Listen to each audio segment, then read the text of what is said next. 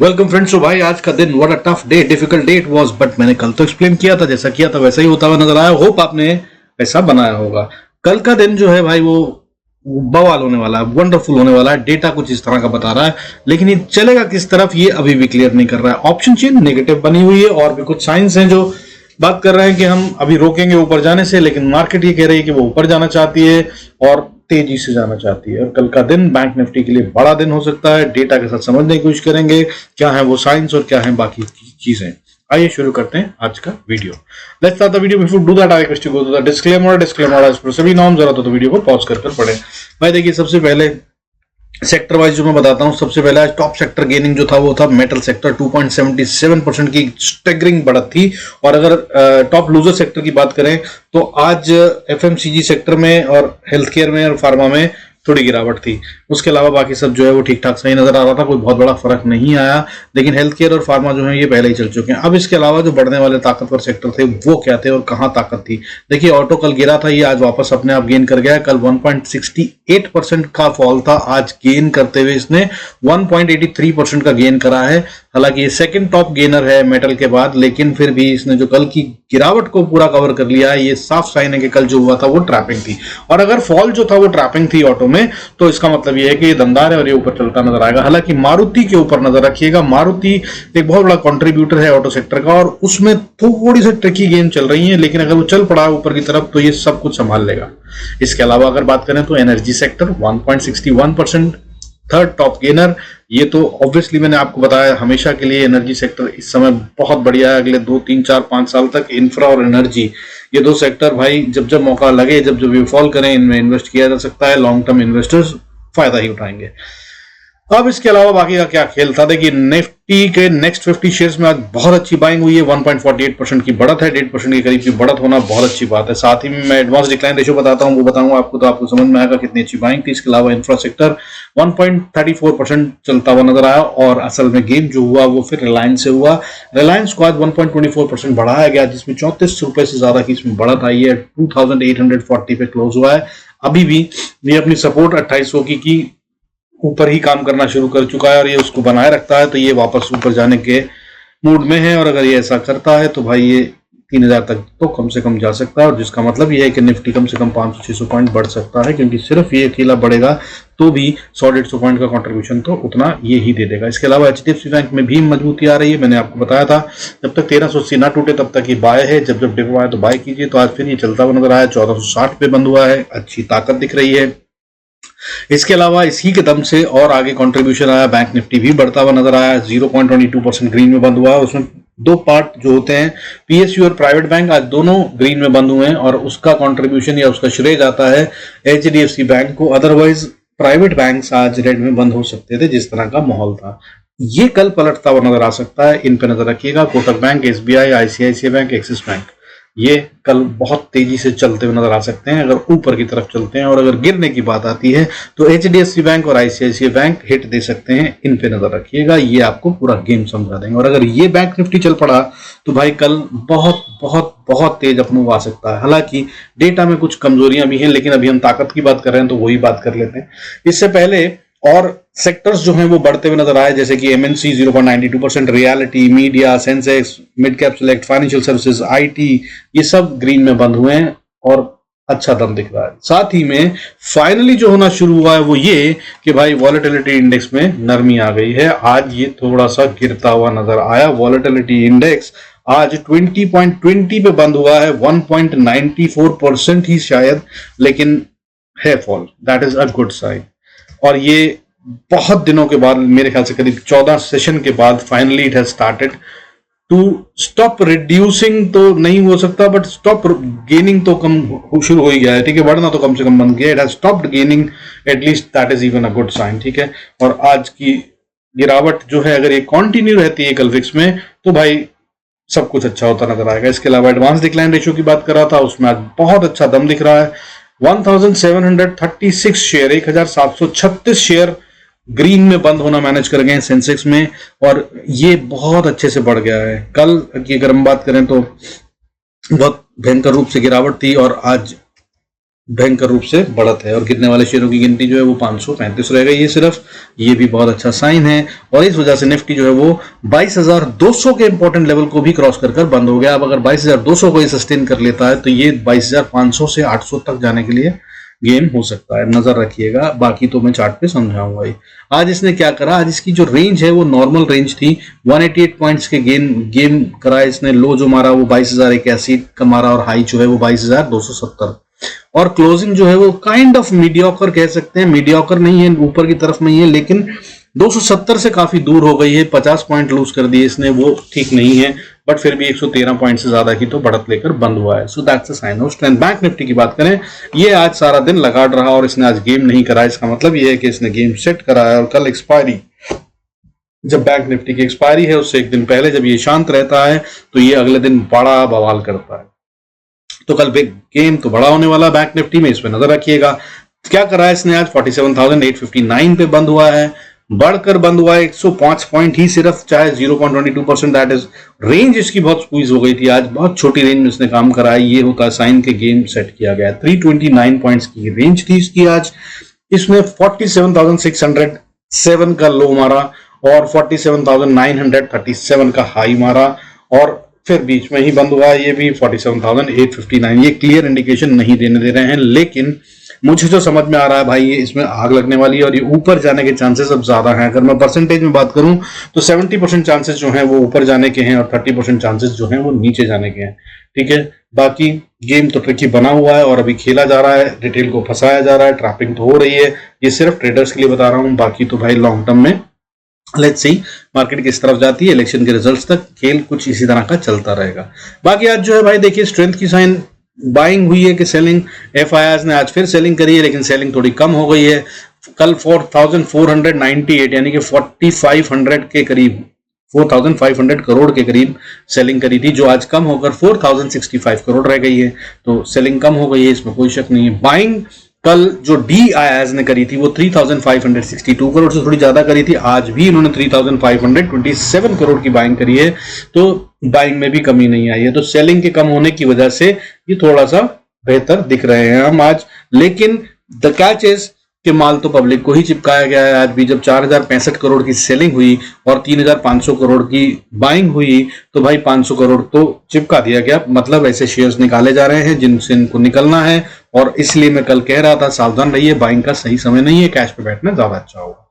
बाकी इसके अलावा भाई जो चार्ट्स कह रहे हैं उनको समझने से पहले एक बार शेयरों को देख लेते हैं। आज का कंट्रीब्यूशन कहां से आया। आज का कंट्रीब्यूशन अदानी एंटरप्राइजेस 28 पॉइंट देता हुआ नजर आया। निफ्टी की वैल्यूएशन में रिलायंस ने 20 पॉइंट, लार्सन एंड टर्बो ने लगभग 17 पॉइंट 16.85 और महिंद्रा एंड महिंद्रा 16.57। और मैंने चारों शेयर ही आपको बताए थे, चार में से 3 तो स्ट्रांगली बताए थे, रिलायंस, लार्सन, M&M, और इसके अलावा मैंने बताया था HDFC बैंक चलता हुआ नजर आ सकता है। सब कुछ आज वैसा ही चलता हुआ नजर आया।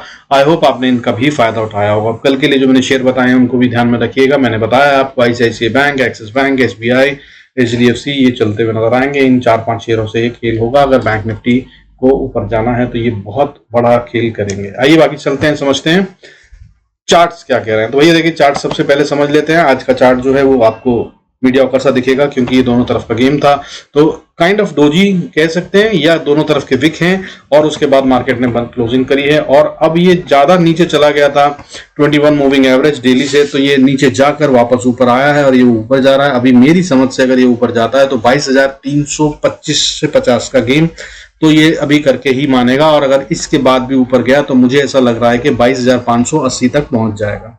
ये है निफ्टी की स्टोरी। ठीक है, अब अगर मैं बात करूं बैंक निफ्टी की, तो बैंक निफ्टी जो कर रहा है वो हालांकि 21 मूविंग एवरेज के नीचे है। BWMA देखता हूं, इसमें भी बैंक निफ्टी में भी यही है, लेकिन इसने आज बहुत छोटी कैंडल बनाई है, रेंज छोटी है जो मैंने आपको बताया। और इसके पास भी अगर रूम बात करूं तो 48,140 और उसके बाद 48,350-60 तक जाने का तो दम अभी है, before it start falling again, अगर गिरना भी है तो।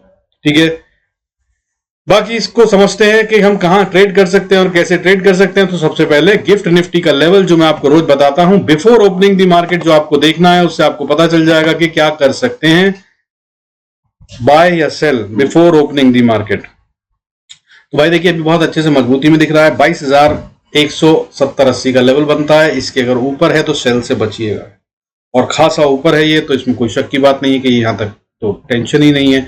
अब अगर मैं बात करूं इससे भी अच्छा लेवल चाहिए जो कि और नजदीकी हो, तो 22,300 का लेवल बनता है 290 का।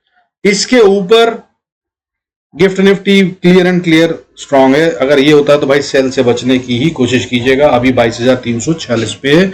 कल सुबह तक अगर ये मार्केट खुलने के टाइम तक 290 के ऊपर है तो भाई सिर्फ बाय के ट्रेड लेना ही समझदारी होगी। हालांकि अभी बाय क्लियर नहीं है। ऑप्शन चेन का डेटा अभी भी नेगेटिव बना हुआ है और एक फॉल झटका बीच में जरूर आएगा। और अगर ऊपर जाते हैं तो भाई कहीं ना कहीं एक शॉर्ट कवरिंग का तो सीन बनेगा ही। वो तो ऊपर जाएगी, मार्केट को ले जाएगा। कल उसका ही सबसे बड़ा होप है कि अगर वो लाते हैं शॉर्ट कवरिंग तो बहुत तेजी से ऊपर जाएगा। तो उसका मतलब ये है कि हो सकता है थोड़ी सी गैप डाउन हो और उसके बाद तेजी से ऊपर चले, लेकिन गैप डाउन का सीन अभी कहीं से कहीं तक बन नहीं रहा है। गिफ्ट निफ्टी और सिंगापुर निफ्टी और ग्लोबल मार्केट्स के साथ ये अभी दिख रहा है कि गैप अप ही हो रहा है। यही एक चिंता का विषय है। अगर गैप अप होता है और फिर डिप लाया जाता है तो ये ट्रिकी हो जाएगा। हाउएवर लेवल्स तो अपन देते ही हैं, सो इनको नोट कर लीजिए। तो क्या होंगे लेवल्स? तो भाई देखिए निफ्टी की सबसे पहले बात करें जहां पे है, अगर यहां से आप बाय करते हैं तो भाई 22,223 से ऊपर सबसे पहली रेजिस्टेंस 250-60 तक आती है। 260 को अगर पार करा तो 280 पे भी रेजिस्टेंस है। ये बहुत इंपॉर्टेंट एरिया है, यहां से ये फॉल कर सकता है। 280 से 85 का एरिया अगर गिरना है तो ये यहां से नीचे गिर जाना चाहिए। हाउएवर इसके ऊपर जाता है तो भाई ये 22,320-30 का लेवल है जहां तक ये पहुंच सकता है और वहां पर जाकर ये खड़ा हो सकता है, रुक सकता है, साइडवेज हो सकता है, कंसोलिडेशन में जा सकता है या रिवर्सल भी ले सकता है। ये बहुत इंपॉर्टेंट पॉइंट है। अगर इसको क्रॉस कर लिया तो इसी को सपोर्ट मानकर स्टॉप लॉस ट्रेल कीजिएगा, फिर प्रॉफिट बढ़ते हुए नजर आएंगे। मार्केट ऊपर जाने के मूड में ज्यादा है ऐसा दिखाई देगा। अगला लेवल क्या होगा?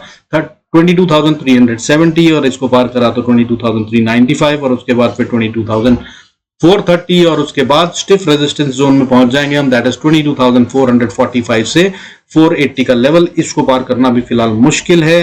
हालांकि इसको भी अगर पार करा तो झटके में 22,530 तक जा सकती है और वहां से फिर वापस रिवर्सल ले सकती है। इससे ज्यादा का गेम अभी प्लान मत कीजिएगा, थोड़ा खतरनाक हो सकता है जब तक इलेक्शन के रिजल्ट ना आए।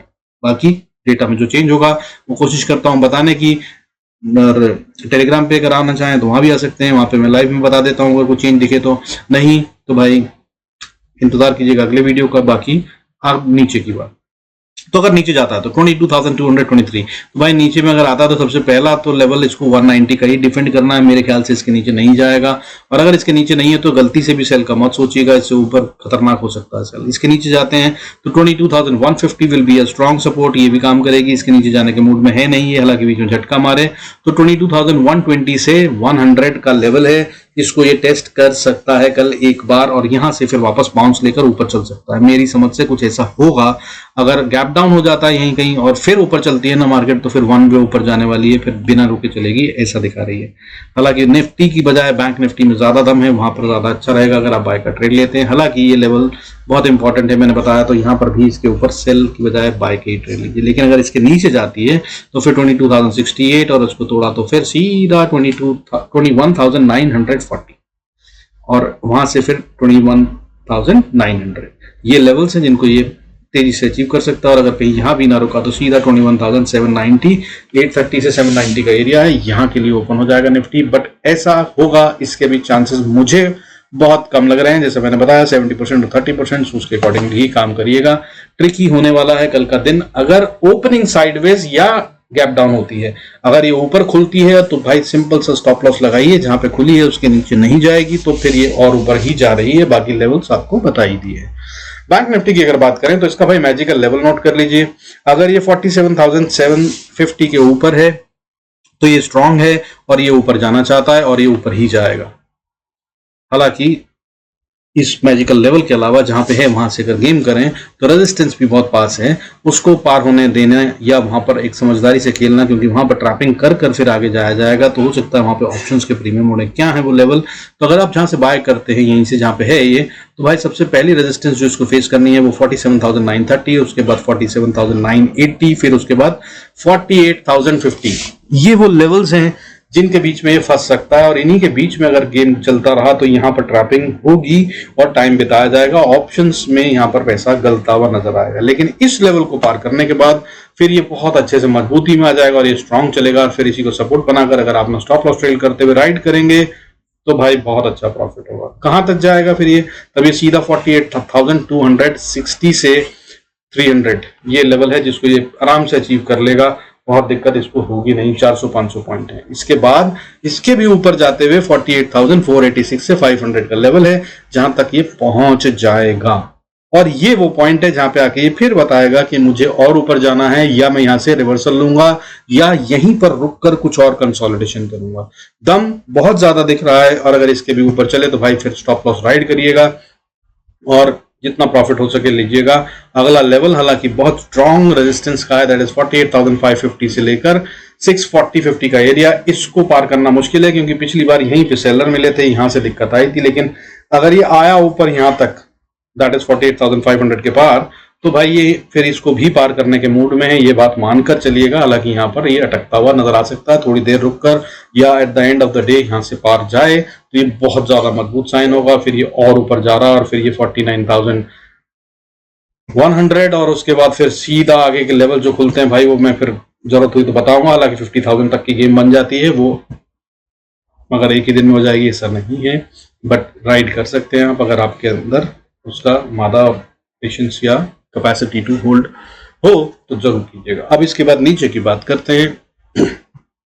अगर इसको गिरना है, देखिए तो ये सबसे पहले 47,870 से नीचे अगर गिरता है तो भाई सबसे पहली सपोर्ट जो है वो 47,760 पे बन जाती है। यही वो लेवल है 760 750, इसके नीचे ये नहीं जाना चाहिए। यहां तक आता है और वापस चलता है तो कोई दिक्कत नहीं है, ठीक है। तो ये है पहली सपोर्ट, और अगर इसको तोड़ता है तो फिर आगे छोटी छोटी सपोर्ट इनको फिर ये तोड़ता हुआ चल सकता है। पहली सपोर्ट आएगी इसके बाद 47,620, इसको तोड़ा इसने तो फिर 570, और इसको तोड़ा तो फिर नीचे 47,430, और उसके बाद फिर 47,300, और फिर उसके बाद बहुत स्ट्रॉन्ग सपोर्ट है, ये है 47,200 की। मैंने पहले भी बताया था आपको, और ये यहीं से पिछली बार भी बाउंस हो गया, थोड़ा सा नीचे चला गया था लेकिन वापस आ गया, और इसी को ये क्लोजिंग बेसिस पे जब तक नहीं तोड़ता तब तक अभी भी इसमें दम है, और bulls are not out of the game yet. However इसको तोड़कर अगर नीचे जाता है तो अगली सपोर्ट 46,970 और फिर 46,860 और उसके बाद फिर 46,500 तक की गेम ओपन हो जाएगी। ऐसा भी हो सकता है क्योंकि ट्रैपिंग हो रखी है, ऑप्शन चेन अभी भी नेगेटिव है और अभी भी ये मूड में यही बता रही है कि नीचे जाना चाहती है।